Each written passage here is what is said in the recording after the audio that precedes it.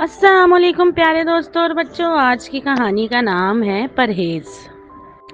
زارا کو کھانے پینے کا بہت شوق تھا۔ اسے جو کچھ بھی کھانے کو دیا جاتا وہ خوشی خوشی کھا لیتی، لیکن اس کا بھائی عادل کھانے میں بہت نخرے کرتا۔ گوشت اور مرغی کے علاوہ اس کو کچھ اچھا نہ لگتا اور سبزیوں سے تو جیسے اس کی خاصی دشمنی تھی۔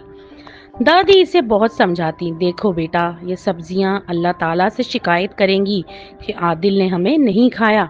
امی بھی اسے سمجھاتی۔ کچھ دن تو اس پر اثر رہتا اور بے دلی سے وہ سبزی کھا لیتا، لیکن بینگن سے تو اس کی کبھی دوستی نہیں ہوئی۔ جب بھی امی بینگن پکاتی، عادل کے پیٹ میں اچانک درد شروع ہو جاتا یا پھر اس کی بھوک ہی ختم ہو جاتی۔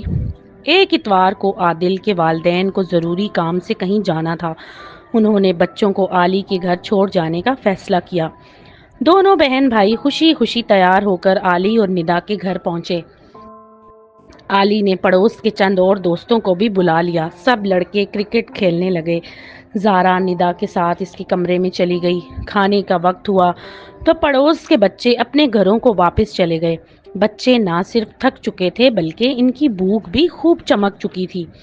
عادل کو علی کی امی کے پکائے ہوئے کھانے بہت پسند تھے۔ اچھے اچھے کھانوں کا سوچ کر وہ کھانے کی میز پر پہنچا، لیکن میز پر ڈونگے میں بینگن کا سالن اس کے صبر کا امتحان لے رہا تھا۔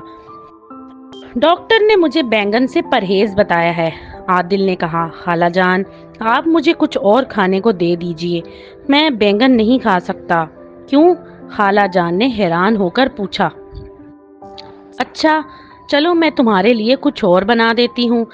خالہ نے جلدی جلدی انڈوں کا آملیٹ بنا کر عادل کو کھانے کو دیا۔ تمہیں بینگن کیوں بنا ہے؟